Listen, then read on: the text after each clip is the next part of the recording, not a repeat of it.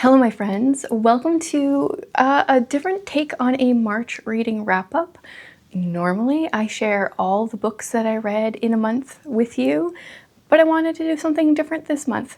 So, out of the, I think, 19 books that I read, I'll put up all the books for you to see here. 8 of them I'm calling favorites of the month, and it is those 8 I want to talk about today. The other ones are not necessarily like bad books. It doesn't mean I didn't enjoy them. They just didn't make it into the favorites list. I will be having a full wrap up talking about all the books over on Patreon / my YouTube membership. Same idea, 2 different places. So if you want to hear my thoughts on all the books, you can do so there. But this month, I don't know if this is going to be a normal thing. I just wanted to talk about my favorites, partially because I'm coming off of being sick / maybe I'm still a bit sick. My whole family was sick over spring break. It's been almost 2 weeks of sickness, and I just want some positivity. I want to talk about my favorites, okay? So I kept track in my reading journal for the year, the books that were on my TBR for March, and the books that I actually ended up reading, which were mostly not on my TBR. So I think we're going to kick things off with a book that I picked up because it was recommended and raved about in my monthly online book club that I have as part of Patreon and my membership, and that is Theo of Golden. This book is very popular right now, and I'm learning it's for very good reason. We follow this man named Theo in this book. He comes to this small town and he doesn't really tell people much about himself. He says his name is Theo, and what he ends up doing is there is a coffee shop that has, I think, 92 drawings of people on the walls, and he starts buying these illustrations and gifting them to the people that the image is of. And he sets aside time to meet these people, usually by a fountain on a bench, and he tells them what he sees in their portrait. And Theo is this 86-year-old man, so that helps remove any kind of potential creepy factor that might play into it if it was like a different age person. But he's just a sweet old man, and he tells people like, I saw hope, and I saw sadness, and all these different things in their pictures. And it's so interesting to see how one man really changes this town and changes people by changing individual people, giving them, I don't know, just some optimism, a new way of looking at themselves. He ends up changing the entire town. The book reminds me kind of a man called Uva, except in that one we have like a curmudgeon-y old man and his community changes him. It's like that idea but flipped, and it's much more optimistic, and the ending of Theo of Golden, I didn't really see that coming, which is also great. Loved it. Definitely plan on purchasing a physical copy because it's a book that needs to go on my shelf. One of the quotes that I loved from Theo of Golden was chapter 35. This is not spoilery, but I feel like I could relate to this. It said, Theo was not particularly comfortable with small talk. His own active mind and colorful thoughts were so engaging that shallow babble felt at times like an intrusion, an interruption, a subtraction. I'm also not good with small talk usually, so definitely related to that. I wrote it in my commonplace book, which I've been keeping for years, but that leads me into the sponsor for today's video, which is Skillshare. If you've been living under a rock, Skillshare is the world's largest online learning community with a variety of classes from a wide range of teachers. As someone with multiple hobbies, it's a great learning platform for me. Most recently, I took Ruby Granger's Cultivating Curiosity, Create a Commonplace Book class because I love to see how other people use their commonplace books and just even organize their notebooks in general. I definitely have a bit of a notebook addiction. I love that Ruby and I both have commonplace books, but set them up very differently. Her particular class is great if you are at all interested in getting started with commonplacing. And like I said, I have a variety of different hobbies. I have a whole host of other classes saved that I would like to work through in the next little while, such as poetry writing, watercolor, cross stitch, photography, even pen paling and snail mail art.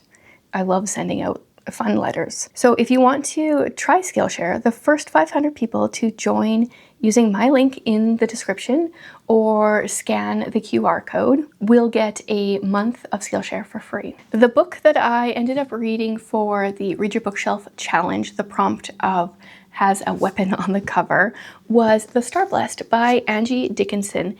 This is a YA, I keep forgetting if it's YA. Yeah, it's a YA fantasy that has slight retelling elements of Rumpelstiltskin, and she also says Catskin, which is a story that I cannot find in my fairy tale retellings, but apparently is also a Brothers Grimm story. In this one, we follow, what's her name? Seren. She is a princess. She is the only child of the king, and he is going mad. He is pretty crazy. And he makes a declaration at the beginning of the book that he is not really going to name her his heir. What he wants her to do is produce an heir, and then that will be the next ruler of the kingdom. And so what she needs to do is, there is this line of distant cousins that has 7 sons.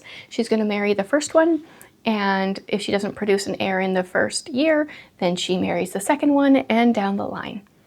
Not surprisingly, she's not cool with that, and so she ends up fleeing the kingdom. She ends up going to live with this kind of crazy old lady, like a friend of someone. There's lots of things that get revealed throughout this book. There was lots of things that I didn't see coming. One of the things to note is that this is, I think like 20 years ago, the land started producing these poisonous mushrooms that give off these toxins in the air, and it's greatly affecting the population. People are dying from this, the poison in the lungs, and Seren wants to figure out like what's going on, what is causing that, how can we stop that, and I just felt like the whole book was very unique. I kept not knowing where things are going in a really good way. So I really enjoyed that one. Another favorite for me, I think this was maybe on my spring TBR, I feel like it was in a video of some sort, was Miss Bunkle's book. I have heard about this book for a while, but I didn't really understand what it was.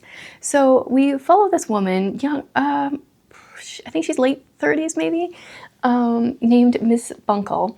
And she is kind of in dire straits with money. She needs to make some money. And she figures the only thing that she knows how to do is write. And the only thing she knows how to write about are like the people around her. So she writes pretty much like a story based on people in her village. She just changes the names and changes a few minor details. But it doesn't take long before people in the community start reading the book and realizing this is definitely about them. And Miss Bunkle starts out as like this really mousy, meek character. It's very interesting to watch her grow as she tries to keep it hidden who actually wrote the book. They don't think that Miss Bunkle could have written the book because she just has no spunk, which I love that. And then the first half of Miss Bunkle's book is like really about the people in her community, neighborhood, but then the second half goes into like, it just goes a little off. A piper comes down over the hill, I think, and it changes things, and all of a sudden people are doing things that they wouldn't normally do. But lo and behold, some of the people in the town actually go the way that she like predicted in the book. It was a really fun read. One of the things I liked was this one character, I think her name was Sarah. It's not in this quote. This one just felt like a good quote for a reader, and it was like one of the only characters that Miss Bunkle had nothing negative to say about, which is fun too. So it says, she read quickly, for since the advent of the twins, she had not been very strong, and people who are not very strong usually read a great deal. and people who read a great deal read quickly. As someone that reads a great deal, I can relate to that. Yeah, so I want to continue the Miss Bunkle series. The next one is Miss Bunkle Married. I want to say there's 4 books in the series. Really enjoyed it. Once again, like any of these books that became favorites that I don't already own, I would love to own at some point. Ooh, then I read a suspense book that I just devoured. It's called Vacation Friends. Did I talk about this one at all? It might have just been in a Patreon membership video.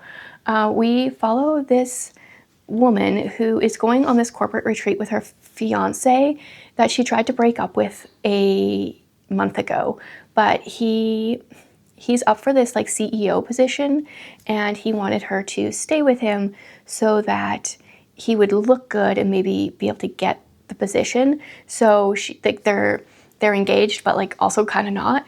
And when she just before this vacation, which is in Hawaii, she feels like there were a few attempts at her life and she doesn't understand why. And they could also just be like freak accidents, but it's a little suspicious. So she gets to Hawaii and she gets a text message that says that it's like someone knows something and they want to meet her at the beach. So when she goes to the beach, she actually sees someone drowning, so she tries to rescue them, but they end up dying, being pulled out of the water, but dying. And she is now a suspect in this person's death. And yeah, it's Christy Barrett. It was really good. I feel like her books are very quick reads, very fast-paced. There is a decent page count to them.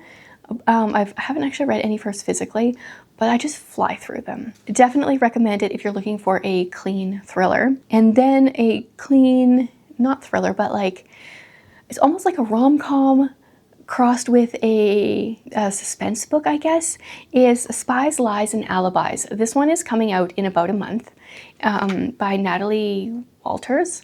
And I was laughing out loud in certain parts because it was so funny.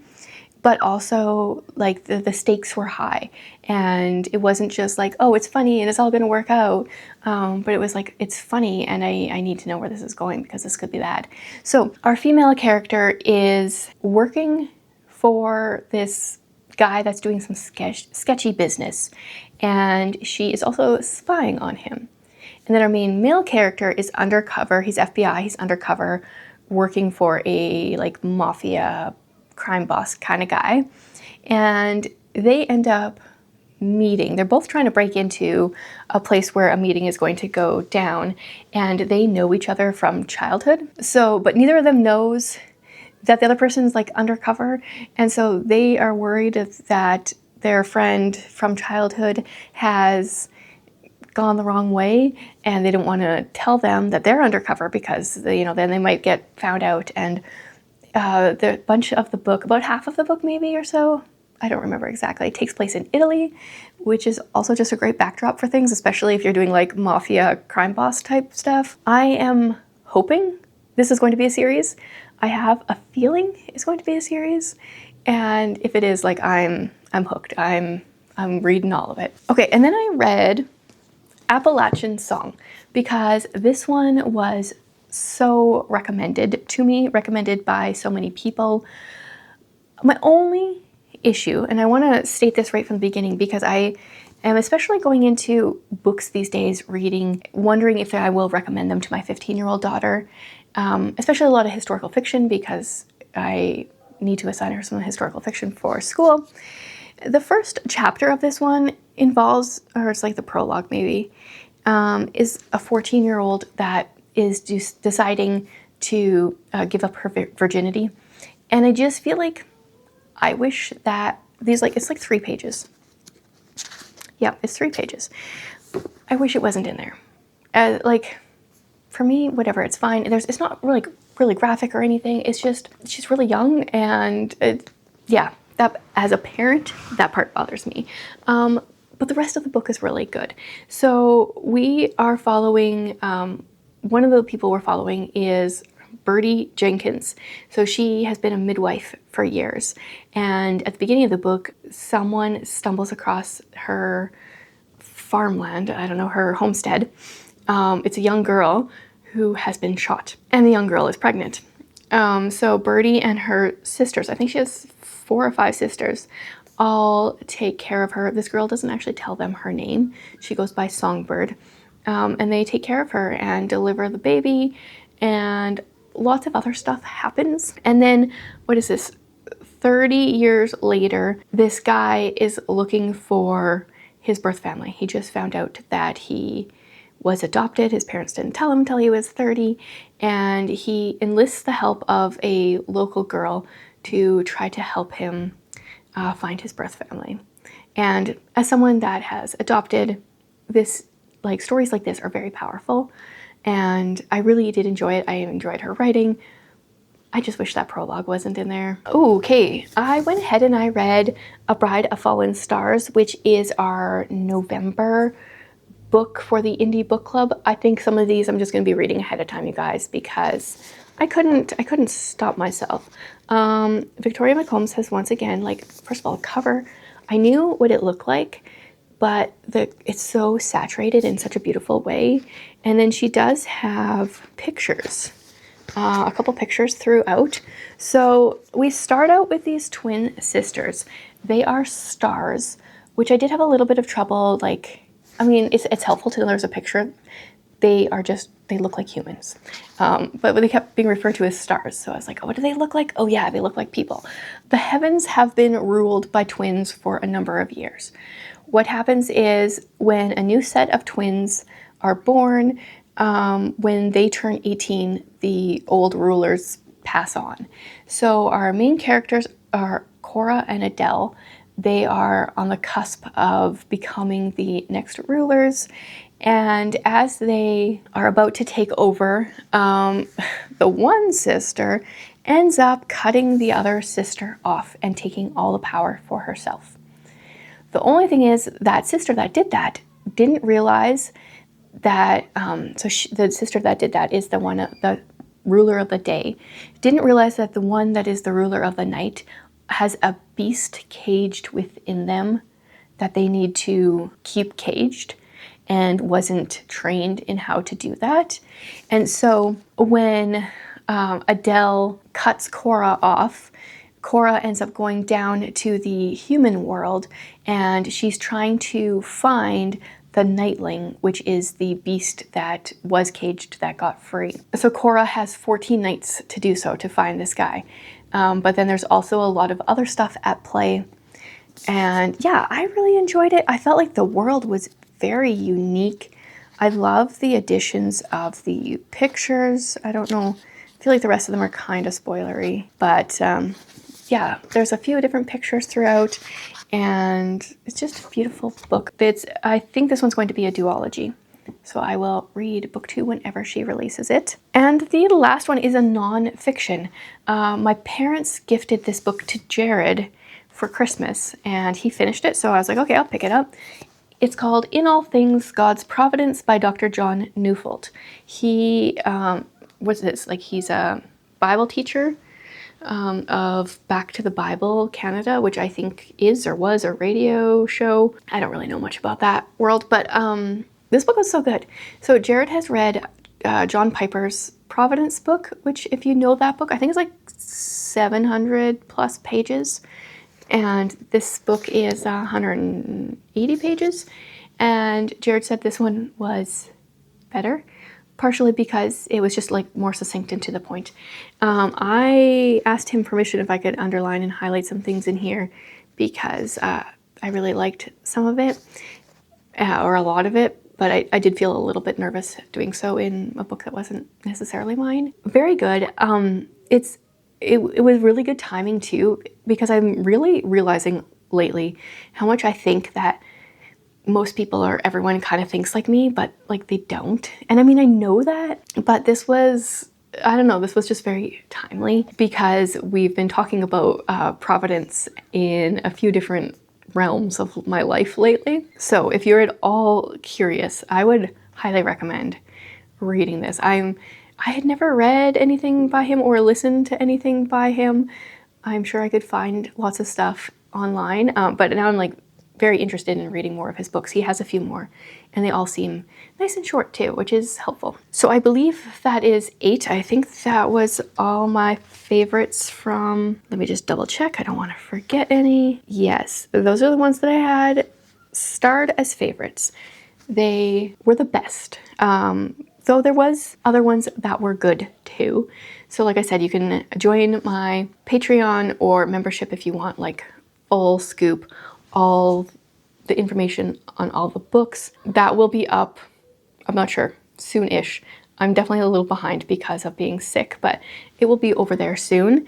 And thank you so much to Skillshare for sponsoring this video. Once again, click on the link in the description or scan the QR code and get your first month of Skillshare for free. Thank you so much for joining me. I would love to hear some of your favorite books from March.